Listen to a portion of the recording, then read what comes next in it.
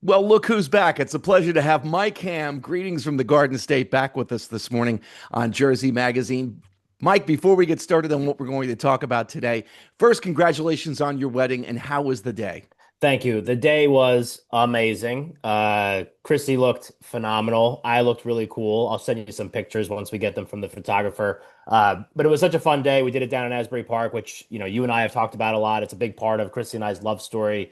Spent some time on the beach in the morning, just kind of collecting my thoughts and being part of just like the community, really. And then between the rehearsal dinner at our bar and the whole ceremony and reception at the Asbury Hotel, from start to finish, it was beyond amazing. We had so much fun. Good. I'm glad to hear that. And the honeymoon off a little bit in the distance, right? Yep, we're gonna go later this year. Just take some time to kind of regroup. She's a little busy with work. I have some stuff going on, and I was telling you off mic, like the idea of planning a trip in addition to a wedding, just seemed to be like too much stress, honestly. So get through the day, regroup, see how many gifts we got, and then decide where we want to go. So that's what we got planned. I know a number of couples, including my oldest daughter, who they've gone that route. We had enough stress planning this whole thing. We're going to wait a year. Yeah. It's a lot. I mean, like you got kids that are married, like you are married yourself. I mean, um, my sister got married a couple of years ago, and I was kind of like fringely involved in it and kind of helping them out with some stuff. So I got like a little bit of a glimpse, but when it's your day, especially like the day of, and people are calling you and asking you questions and texting you, and I was setting up the microphone and the music on the rooftop for the ceremony, so like I'm sweating profusely, and people are like, "Hey, where are you for pictures?" And I'm like, "I haven't even showered yet." Like it was just too much, and that was just the day of, not including anything that happened the couple weeks leading up. So, but listen, it was an amazing day. We wouldn't trade it for anything, and yeah, just give it some time, get through the beginning part of the holidays, and then go away after them. So. And now on to the topic for today that we're going to discuss, and that is New York Waterway. That's right. Yeah. So, for those that don't know, I do a daily, or 3 days a week, daily show from the New York Waterway from 6 to 9 a.m. In front of all of their morning commuters. And we've been doing that since July. It's a lot of fun. We have a really good time doing it. We've made some really cool friends, whether they're commuters or people that work for the Waterway. I'm really tight with a lot of the early morning ferry crew. We just, hang out before anyone actually gets there. But really never kind of took a step back and looked at what the waterway itself was all about because it's been there since the mid 80s. It's seen so many significant historical, cultural moving moments. I mean, you think of, 9/11, Hurricane Sandy, Sully's, landing the plane on the Hudson, like so many things that are just these monumental impacts that because they are, a privately held maritime, organization, they have a hand in, really. I mean, they sent the ferries out to pick the people up off of Sully's plane, so to me it's a really incredible spot. We've been very, blessed to be there and do the show from there and kind of get a feel for what it's all about. And it's a cool way to get into the city, honestly. So You mentioned 9/11, and I know Donald LaLoya from New York Waterway has told some amazing stories of that day. They are chilling with yeah. what exactly happened in, ferrying people from Manhattan back over to New Jersey that tragic morning. Yeah, and I believe, if I'm not mistaken, Donald is still on the board of Tunnel to Towers as well. So, just that connection alone is also pretty significant because it shows what an impact it had on him, 25 years ago at this point, which is crazy to think, that we went through that. Like chills almost right now.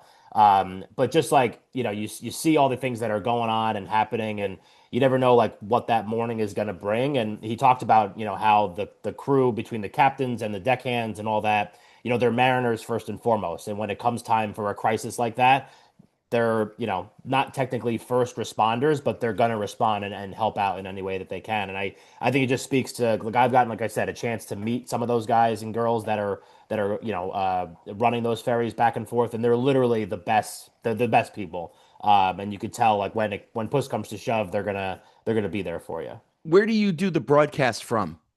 So we do it from Port Imperial inside in Weehawken.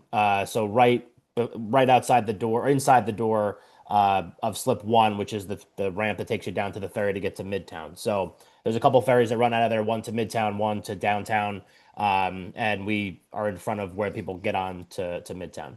So I know there are multiple locations: Weehawkin, Jersey City, Hoboken. I think there's one in South Amboy, if I'm not Yeah, I think mistaken. you're right. But Port Imperial is kind of like their headquarters. That's where all their offices are. That's where Donald's office is. And Port Imperial itself, they had a big hand, the New York Waterway, in developing all the area around there, which really back in the 80s was basically just the port. And between the new, terminal and all the development with the hotel and the apartments and all the shops that they have over there, they really did a great job, and it's like a gorgeous spot down there. And there's been construction going on more apartment buildings, I'm sure, and a bunch of other stuff going on down there since I've been doing the show. And just to see that part, because we mentioned talk about Christy before, like her parents grew up in Union City, North Bergen, like right next door to Weehawken. And it was not the same, back then. And it's really come a long way in being a great spot that, Jersey can be proud of. I know that when I was commuting into Manhattan, sometimes I drove all the way in. Sometimes I drove to Hoboken, took the path. I took trains, I took buses. Never had the opportunity though to take the New York Waterway, and it looks like such a great experience. It really is. I took it for the first time this summer. I was going in to meet a client. She was staying at a hotel in Midtown, and I was like, I'll just take the ferry in because it takes me right to Midtown. So I took the ride. It's like 8 minutes. It's really relaxing, especially on a nice day like it was. I mean, you get the whole city skyline. You get, obviously the Jersey side skyline, which is, admittedly not as impressive, but you still get to see it. And it's just a super relaxing, easy way. There's no people cutting you off or, like taking up 2 lanes or whatever, like no stress, no tolls, all that kind of stuff. And it's just a great way kind of just to start the day. And honestly, like, I think also this is a me personally thing. I think one of the coolest things that I always try to at least take a second to appreciate. Like you talk about the skyline. Like I get there at about 5 a.m. to get everything set up to run the show starting at 6. But my walk, I have my little cart with all my stuff in it. My walk from the employee lot where I park to the waterway, I basically walk down the path there and the whole city lit up at night, the river, the whole thing. It's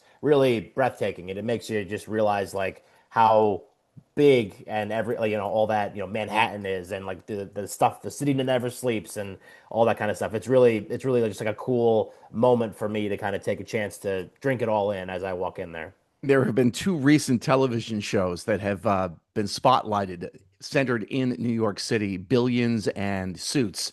And the skyline that they show on both of those shows, it is Yeah. it is breathtaking when you look at it. It's a very romantic, if you will, look at New Yeah. York City. It really is. And I think like I mean I've been to many other cities in my life. I'm sure you have as well. And I think you almost like forget because we live such in such close proximity to New York and you get to see it all the time and go in if you want and all that. I think you like sometimes forget just literally how big it is. Like, even like other major cities in the United States like pale in comparison to the size and the impact that a New York City, has. Like yeah, Boston, Philly, like those are great cities and Chicago, wherever, but you go there and you're just like, okay, this is the city right here. Manhattan's this entire island and it has like multiple huge cities when it's honestly it's crazy. And just to kind of get a to be a part of that and be connected to it in just a little way is pretty cool. Well, Mike, good to have you back. You can always check it out at greetingsfromthegardenestate.com, and we'll check in again next week. Thanks, Jim.